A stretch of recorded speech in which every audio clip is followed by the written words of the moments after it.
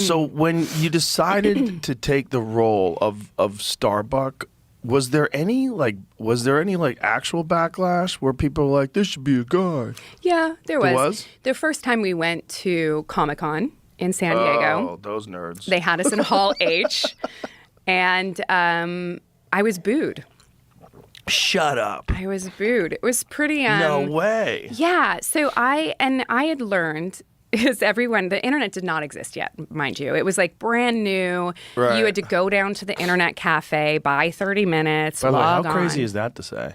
Yeah, right? Right? That the internet wasn't didn't that long exist. ago. No, 2003 we were shooting. That's crazy. Isn't that crazy? It was barely an internet back Barely then. an internet. So I went down to an internet cafe because someone was like, I guess they're talking about the show in these message boards. And I was like, what's the internet? So I went on down. I logged on. And I saw this thread and just the hate that I was getting in this thread. I was like, oh, don't Google yourself. Google, I don't even think was a thing. I was like, don't search yourself. Don't Netflix Navigator yourself. Ever. And then, we went to Comic-Con and I was booed. And I think it upset me a little bit. I think it did. I would be lying if I said it didn't upset me.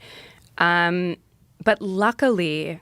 there were enough people that were championing the show that I really didn't pay any mind of it. And I was also in that age where it was the perfect age. I mean, I think now it would probably break me. But at 23, it was like the blissful ignorance of youth, you know? Like, I didn't think the show would last anyway. So it was like, Right. whatever, like not a big deal. Just a blip on the radar. Like, I'm in Hall H, Right.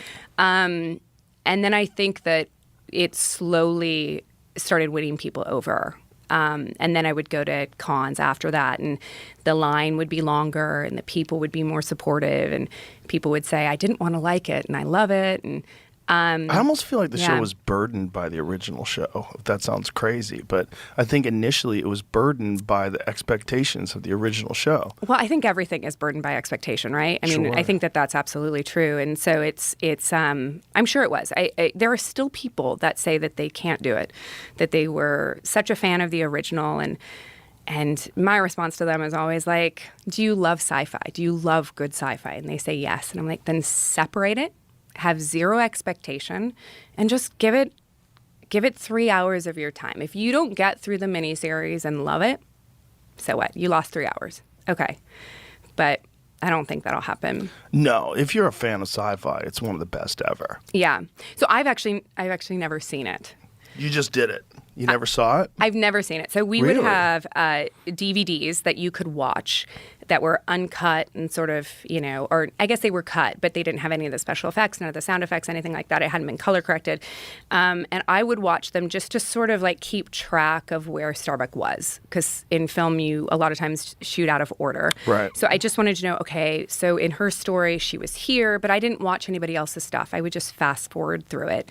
And so my husband and I was like, we should do a Battlestar rewatch because I've heard it's good.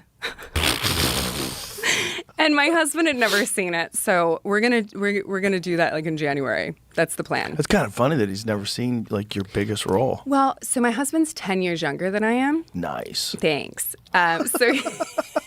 So he was like 10. Oh, that's hilarious. And he also You're a little cradle robber. Thank you. Right? For a woman, that's a big compliment. It is. My husband's a piece of ass. He really is. And I say that so respectfully. My husband is like, he's a catch. He is